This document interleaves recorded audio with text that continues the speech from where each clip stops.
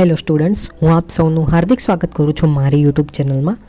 તો ફ્રેન્ડ્સ, આજના આ વિડીયોમાં આપણે જોવાના છીએ how do metals and non metals react, importance of ionic compound.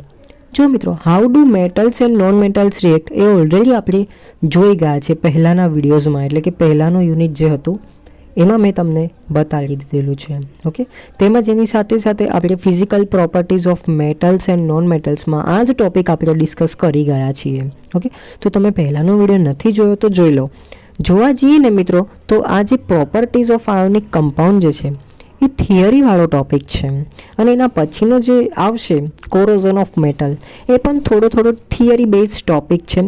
પરંતુ હું એમાં તેમજ આ વાળા વિડીયોમાં હું તમને અમુક પોઈન્ટ એવા કહીશ કે જે થોડા ઇમ્પોર્ટન્ટ છે અને DDCTમાં એમાં ક્વેશ્ચન પૂછાઈ શકે છે.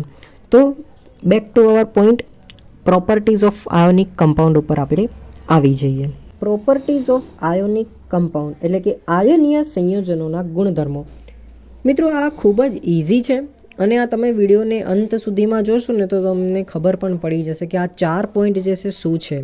ઓકે, તો સૌથી પહેલો ગુણધર્મ છે ભૌતિક સ્વભાવ. આયનીય સંયોજનો જનરલી ઘન અવસ્થામાં હોય છે, તેમજ થોડા સખત હોય છે, કઠણ પણ હોય છે, કારણ કે તે એકબીજા સાથે પ્રબળ આકર્ષણ બળથી જોડાયેલા હોય છે. ઘન અવસ્થામાં હોય છે બાય મીન્સ વોટ, કે આમ આપણે ઘન અવસ્થામાં હોય તો એને થોડા એવું કહી શકાય કે ભાઈ આ થોડા સખત છે, બરાબર. તેમજ આપણે તેને વધારે દબાણ પણ આપીશું તો તે બટકી બી જશે. આમ આપણે કહી શકીએ કે ભાઈ આ બરડ પણ છે, ચોકની જેમ તૂટી બી જશે, બરાબર. તો આમ આપણે ખબર પડી એનો ભૌતિક સ્વભાવ કેવો હોય છે, બરાબર. ત્યાર પછી બીજો જે છે એ છે ગલન બિંદુ અને ઉત્કલન બિંદુ. તો જો મિત્રો, આયનીય સંયોજનોના ગલન બિંદુ અને ઉત્કલન બિંદુ જે છે એ ખૂબ જ ઊંચા હોય છે, કારણ કે તે એકબીજા સાથે પ્રબળ આકર્ષણ બળથી જોડાયેલા હોય છે. અને ઉત્કલન બિંદુ એટલે કે શું, તો કે એક વખત પીગળી જાય ને તો એને પછી વરાળમાં ફેરવવું હોય તો એને કેટલી ઉષ્મા જોઈએ, બરાબર. તો આમ ઉત્કલન બિંદુ જે છે ને એ ગલન બિંદુ કરતાં પણ ઊંચું હોય છે. તો હવે એક એક્ઝામ્પલ આપું તો જો મિત્રો, મીઠું એટલે કે સોડિયમ ક્લોરાઇડ, બરાબર. તો મીઠાનું ગલન બિંદુ જે છે એ 1074 કેલ્વિન છે.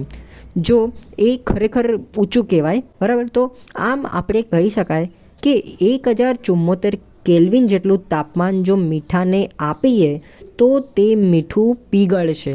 તો મિત્રો, આમ આપણે કહી શકાય કે અને પીગળ્યા બાદ જો તેને વરાળમાં ફેરવવું હોય તો પછી એને હજી વધારે એનર્જી આપવી પડશે.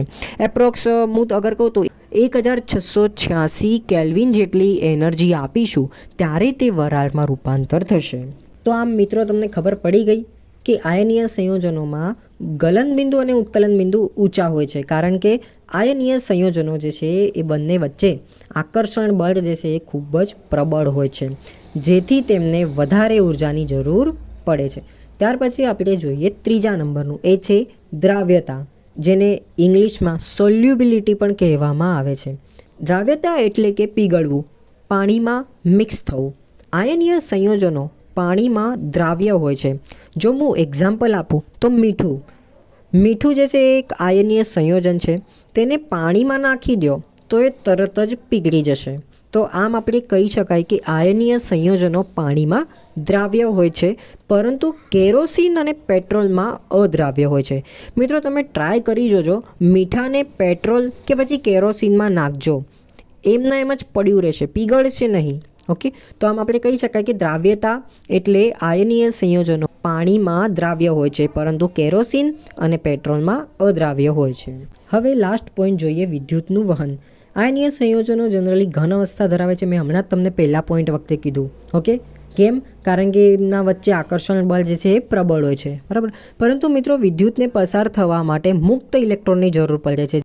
જ્યારે ઘન અવસ્થામાં આયનીય સંયોજનો હોય તો આવી કન્ડિશનમાં મુક્ત ઇલેક્ટ્રોન ન હોય, તો આમ આપણે કહી શકાય કે ઘન અવસ્થામાં જ્યારે આયનીય સંયોજનો હોય તો વિદ્યુતનું વહન થઈ શકે નહીં, પરંતુ તેને પાણીમાં ઓગાળી દઈએ તો આમ પીગળિત અવસ્થામાં જે છે આયનીય સંયોજનો વિદ્યુતનું વહન કરી શકે છે. તો હવે ક્વેશ્ચન હશે કે કોઈ એક એક્ઝામ્પલ તો આપો. તો જો મિત્રો, NaCl, બરાબર, એટલે કે મીઠું.